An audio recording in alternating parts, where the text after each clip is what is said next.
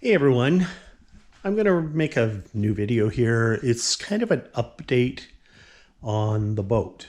I've had a few weeks since the last video of taking things apart and looking at them and stuff, in particular the motor. I could not get the starter to work, so I've actually removed it. And of course there was a lot of other parts and pieces on this motor that had to be taken off as well. Turns out there's two carburetors, not three, and they're very simple. I'm going to be able to remove those carburetors, give them a bit of a clean, put them back on there while the starter's off, because the starter really tucks in there, I'll tell you. Here's the starter in the bench right here, and all the little bits and pieces and everything that go with it. I sure hope I can remember how it all goes on. I finally got that front cover off, and anyways, yeah, so I'm waiting for a starter to show up. As soon as it shows up, I'll be in business again. And also, here's a new key for the controller, which is sitting right here. This key was definitely broken, definitely. So yeah. Anyways, we'll be installing a new key in there. And by the way, these are interesting keys. You push the key in for the choke. So you push it in, you turn it. And I know that the choke relay is working, and I also know that the starter relay works as well. So it was just the problem with the starter was it's gummed up. It's probably rusty inside. I can't even get it apart. So new starter, it's $110 for a new starter. It's not a big deal, right? I can spend some money on this boat. It's okay. And the other thing I did was pretty much strip out the interior, as you can see, because yeah, I am going to, there's some soft spots in the floor. Some of the screws that were holding down the seats were even, rusted. So I'm going to put new plywood after this carpet's all out of here, by the way. I've got new carpeting right here over on the bench here. I've taken off all these pieces. They're going to all be redone with black leatherette. The seat covers are fine, but the wood in the seats is not so good. It's old plywood. Here's one of the seats under here right now. You can see. Anyways, they're old plywood. The hinges are rusty. I'm just going to build whole new ones and put the cushions back on again. So that's something that I'm going to be doing soon. And I know in the first video I said, well, I was going to work on the motor first, and if the motor ran, then I'd start on the boat. But you know what? I decided to just start on the boat. Okay.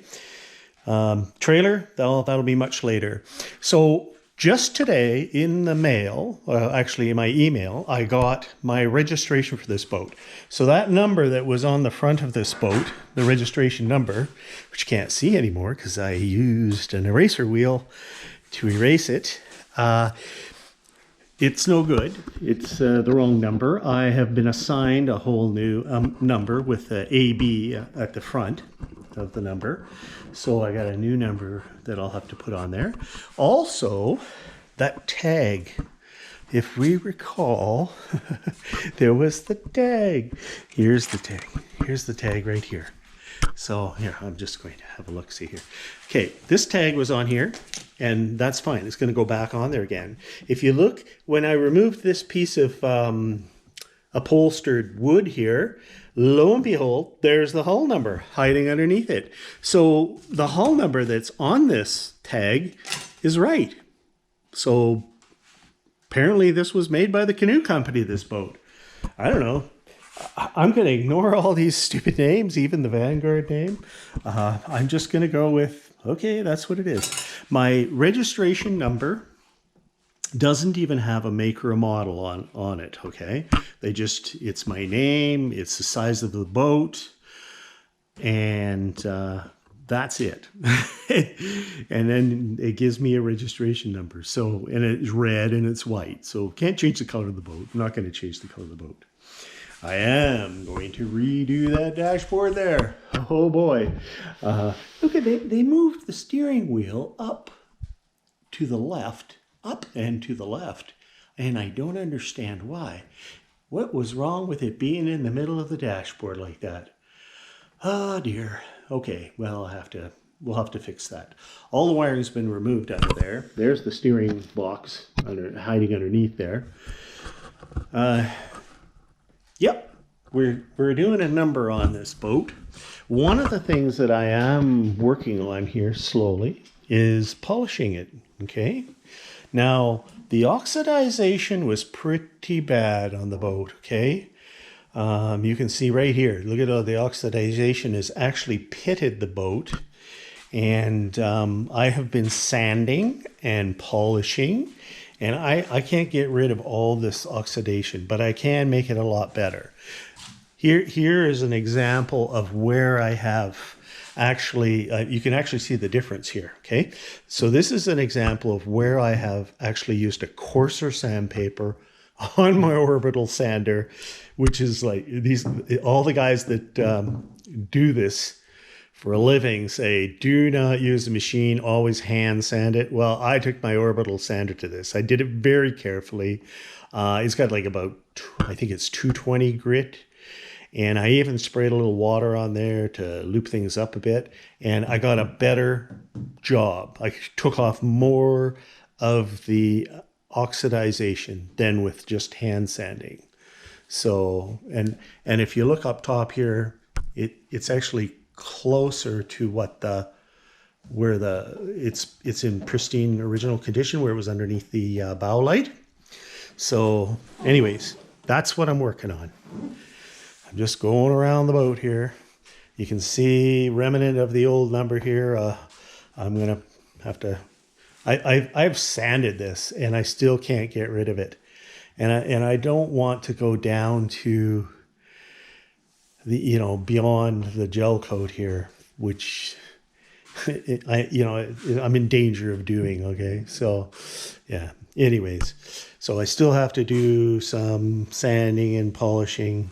So it's like a multi-step process here to do this. It's initial sanding with a coarse sandpaper, and then I work my way to a finer sandpaper, and finally it's like a 2000 grit that I'm actually almost polishing it with that. I'm getting it very smooth. And then I'm using the liquid polishing compound. Well, it's actually a paste polishing compound. Sorry, I do have a liquid one as well. And I'm using my little drill here with a foam pad on it because I can get into the tight areas with that. Okay. If you're ever thinking of getting rid of decals like this will be the next one to go.